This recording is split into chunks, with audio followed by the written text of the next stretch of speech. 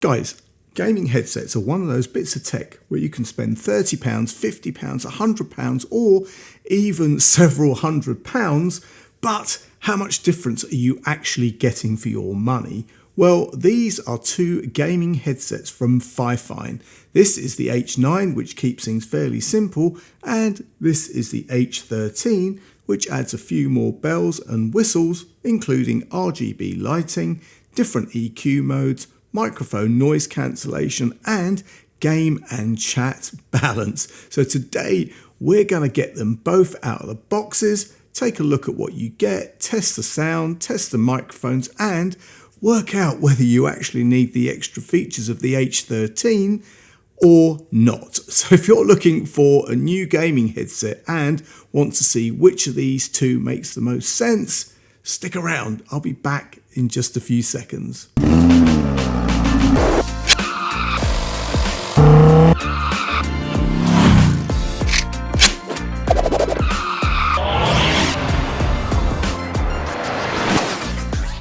What's up YouTube? Dave here with Seen Through a Lens, and thanks for stopping by the channel. We make lifestyle videos and all things tech, so if that's your kind of thing, then please consider subscribing to the channel and clicking on the bell icon so you can be notified of new videos. So guys, yes, these are the FIFINE AmpliGame H9 and H13 gaming headsets. And rather than making two separate videos, I thought it made much more sense to look at them together because fundamentally they're trying to do the same job. They're both wired gaming headsets, they both use 50mm drivers, they both have detachable boom microphones, and they both give you access to virtual 7.1 surround sound. But there are some fairly important differences between them. The H9 is the simpler of the two. You can use it through a normal 3.5mm connection or connect it through the USB sound card and controller.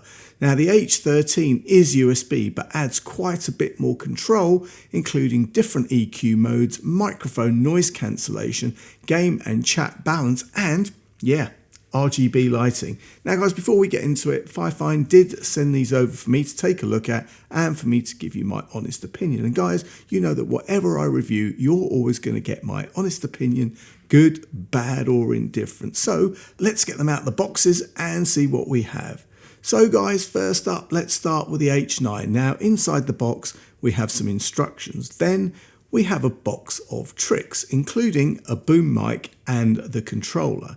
And then guys, we have the headphones themselves. Now, build quality, I gotta say, is nice. They're mainly plastic, but we've got these soft faux leather ear cushions, padding across the headband, adjustment on both sides, a nice braided cable, and that detachable microphone simply plugs in to the left-hand ear cup. And guys, the nice thing about the H9 is that the headset itself terminates in a standard 3.5mm connection. So you can use that directly with compatible equipment or plug it into the supplied USB controller. And when you want to access those additional controls, they're right there at your fingertips.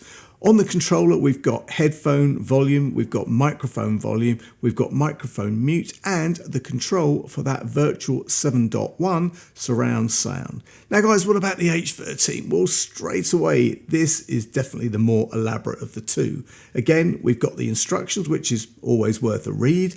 We've got another box of tricks, so it's more like a partition this time with a detachable, flexible boom microphone. But this time we've got a fixed braided USB cable and a much larger controller sitting in line. And I've got to say, there's quite a lot going on here. We've obviously got our main volume control. We've got our volume mute for the microphone, but we also have dedicated microphone noise cancellation, virtual 7.1 surround sound, different EQ modes, and this game and chat balance control. And then on the headphone itself, we've got the RGB lighting built into the ear cups with a switch that you can change the mood. So you can change from all the different colors or to a multi-color setup, which, you know, depending on what your lighting setup is around your gaming system, that blends in nicely. So even before we've listened to them, you can already see the difference in approach. The H9 is very simple. The H13 gives you quite a lot more to play with. Right, enough of looking at them on the table, guys. Let's actually use them. Now, I'm going to start with comfort because you know what? Let's get these H9s on.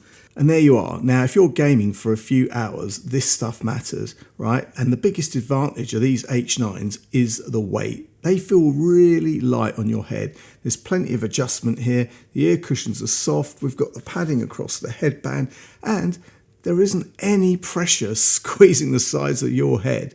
So guys, depending on the size of your ears, they may not completely surround them in the way that some larger over-the-ear headphones do, but I've certainly got no complaints with the comfort. Now let's move over to the H13s. There's actually quite a lot of sound isolation there as well, I've got to say. But anyway, moving over to the H13s, and again, you know what, these feel a lot more substantial, right? I mean, again, we've got plenty of padding around the ear cups, and the headband has a lot of adjustment and padding also. And personally, I could be quite happy using either of these for a decent gaming session. Now let's get into the important bit. How do they actually sound? Now, both headsets use 50mm dynamic drivers, and considering where these sit in the market, the H9 actually sounds pretty good. The mids and highs are nice and clear, which works particularly well for gaming, and dialogue comes through clearly. Things like footsteps, movement and other directional sounds are very easy to pick out. Now, the bass isn't enormous, so if you're somebody who wants huge amounts of low-end thud for music or big cinematic explosions, then this probably isn't going to shake your fillings loose, but it's certainly not bad. Now, the H9 also has that virtual 7.1 surround mode, and personally I wouldn't buy the headset purely because it says 7.1 on the box, but switching it on does change the character of the sound and makes everything feel a little wider and more processed. I mean, you might prefer it for certain games. Personally, I actually prefer the H9 in its normal stereo mode. Now guys, moving over to the H13, and we're still using 50mm drivers, but we have quite a bit more control over what we're hearing. Using the inline controller, you can cycle through the different EQ modes, so rather than having one fixed sound profile, you can change things around depending on whether you're gaming, listening to music or watching a film. And again, we've got that virtual 7.1 surround sound, but for me, probably the most interesting feature on this controller is the game and chat balance. And this is genuinely useful. If you're playing online with other people, if the game suddenly becomes too loud and you can't hear the people you're talking to, you can change that balance directly from the controller. You don't have to stop what you're doing, disappear into Windows, or start messing around in your game settings. And it's the same story with pretty much everything else. Volume, microphone mute, EQ, microphone noise cancellation, game and chat balance, and 7.1 are all sitting here within reach. Yes, the controller is pretty chunky, but you know what? At least it's chunky for a good reason. Now guys, let's talk about the microphones, because this is one area where gaming headsets can sometimes fall apart. And rather than me telling you what they sound like, let's actually hear what you will hear when you listen to them. So at the moment you're listening to my normal recording microphone. So let's swap that over to the H9. Now everything you're hearing is coming directly from the microphone on the FIFINE H9. Now I'm not going to process this sound or make it try and sound better, because that completely defeats the point of a microphone test. This is basically what somebody at the other end of a game is going to hear. And guys, everything you're hearing now is coming directly from the microphone on the FIFINE H13. Again, I'm leaving this clean so you can actually hear the difference between the two. And also guys, the H13 has that dedicated microphone noise cancellation. Now I'm going to switch that on now. And with the noise cancellation switched on, you should be able to hear whether it's making much difference to any keyboard noise or any computer noise or fans or other background noise that's in this studio. And again, I'll switch it back off now so you can make your own mind about what you prefer. Now for me guys, neither microphone needs to sound like a studio microphone. That's not what they're for. But what matters is whether somebody you're gaming or chatting with can hear you cleanly. And on that front, I think both of these do the job perfectly well. The H13 just gives you that additional noise cancellation option if you're gaming somewhere with a little bit more background noise. Now guys, there is one other fairly important difference between these two, and that is connectivity.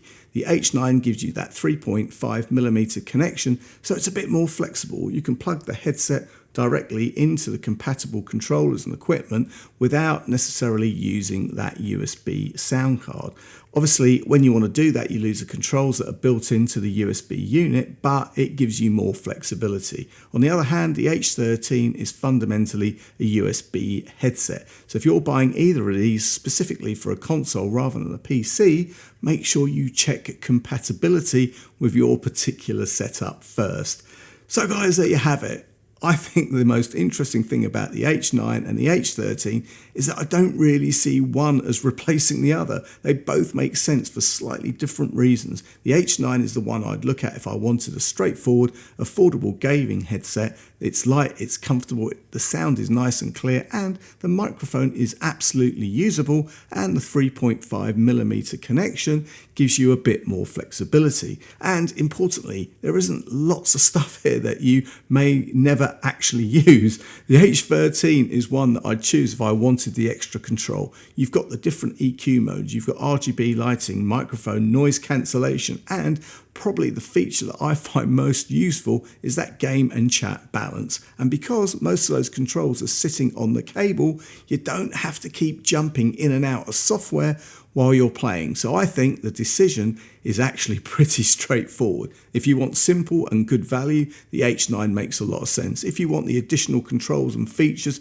step up to the H13. And guys, at the time of this video going live, I'll tell you what, the pricing right now makes it even more easier for you to make a decision, because at the time of this video going live, the H9, you can pick them up for £45.99, and the H13 is on sale now for a limited time, and it's reduced from £56 to only £48. That's like £3 more, if that. So you know what? Don't let the price be the limiting factor. I'll also leave links to both headsets and any further discounts in the description. And guys, if you have any questions, then please leave them in the comments section below. And if you like the video, then please give it a thumbs up. It really does make a difference. And if you'd like to see more of my content, then please subscribe and click on the bell icon so you can be notified of new videos. Thanks to you guys for watching, and thanks to FIFINE for sending me these fine gaming headsets to review. I'm Dave with Seen Through a Lens, and I will see you the next time. Bye for now.